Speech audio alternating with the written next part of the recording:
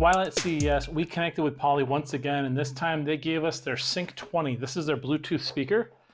So let's open it up. Let's see what comes inside the box. Oh, no tape. Nice. And here we got a quick start guide. A nice little pouch. And the bottom here, looks like we have some manuals and a little arm lanyard. That's nice. A lot of manuals. I love this pouch though. It's got a little strap to hold the top tuck in. And then boom. That is really nice looking.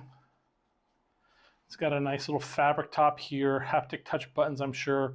Looks like we've got a call, a volume up and down, a microphone mute, what appears to be a customizable customizable button.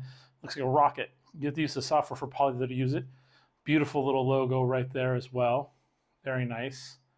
And then on the bottom side here, you can see they have a little base right there, support, and then the cord wraps around, allowing you to connect this to a device, but it also is really good for collapsing in and then being stored. So what we're gonna do is we're gonna check out the software, and then we are gonna come back and we are going to showcase how it sounds. And we'll be right back.